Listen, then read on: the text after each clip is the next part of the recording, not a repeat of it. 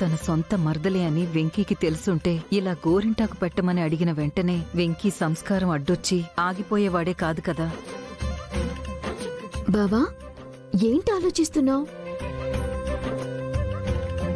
వెంకీ, పర్లేదు నాన్నా. అయినా పద్దు పరాయి ఆడపిల్లేం కాదు కదా. అవునవును, పద్దుగారు నీకు ఆ దేవుడిచ్చిన మేనకోడలు, నాకు మరదలు. నేను గోరింటాకు పెట్టడంలో తప్పే లేదు, అంతే కదా? పద్దుగారు కూర్చోండి. మరదలా, నా చేతులతో గోరింటాకు పెడితే ఎర్రగా పండుతుంది, నీకు మంచి మొగుడొస్తాడు. ఆ మంచి మగుడు నవ్వే కదా బావా. నీ చేత్తో నాకు గోరింటాకు పెడితే ఎర్రగా పండకుండా ఎలా ఉంటుంది?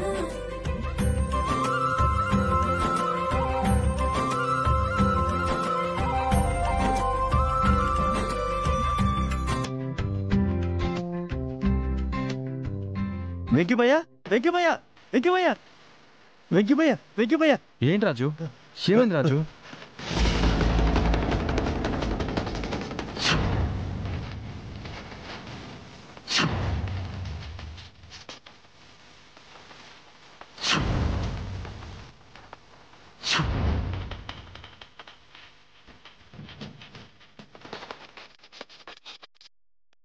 అమ్మా, మ్యాగీ ప్రమాదంలో ఉందంట, నేను వెళ్ళొస్తాను. పదరాజు.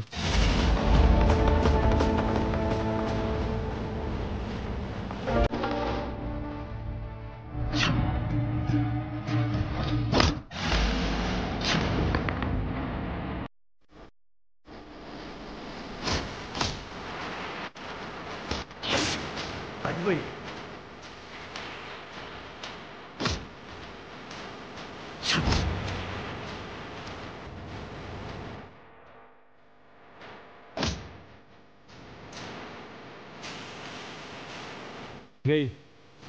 నువ్వు దాన్ని కాపాడాలనుకుంటున్నావు కదా, నేను దాన్ని బ్రతకనివ్వనురా.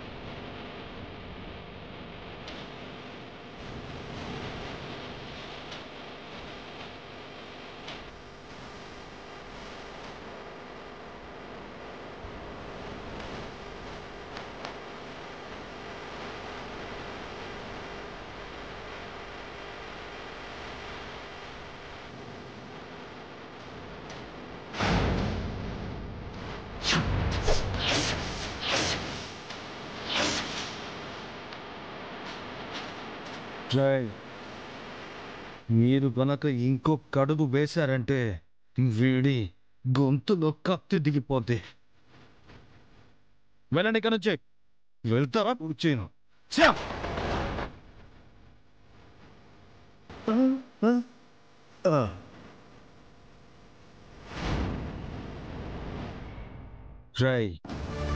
ఆడపిల్ల జోలికొస్తే నేను ఎంతకైనా తెగిస్తాను. మర్యాదగా చెప్తున్నాను, ఇక్కడి నుంచి గొడవ వదిలేసి వెళ్ళిపో, లేదో ఈ క్షణమే నీ ప్రాణాలు గాల్లో కలిసిపోతాయి. వద్దు వద్దు, నేను వెళ్ళిపోతాను వెళ్ళిపోతాను వెళ్ళిపోతాను.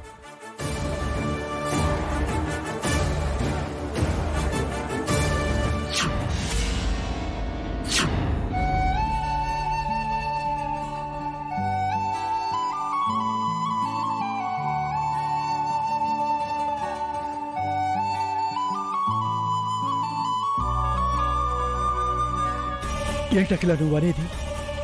మ్యాగీని ఆ వీరేంద్రగాడు ఎత్తుకుపోయాడా? ఆ విధవ ఇంత దుర్మార్గాన్ని కొడిగట్టాడా? ఇదంతా జరిగినది మీ మూలంగా కదా నాయనా. అట్టాంటి ఒక రౌడీ ఎదవని అనాకాని కుటుంబాన్ని తెచ్చి నువ్వు పిల్ల గొంతు కొయ్యాలని చూసినావు.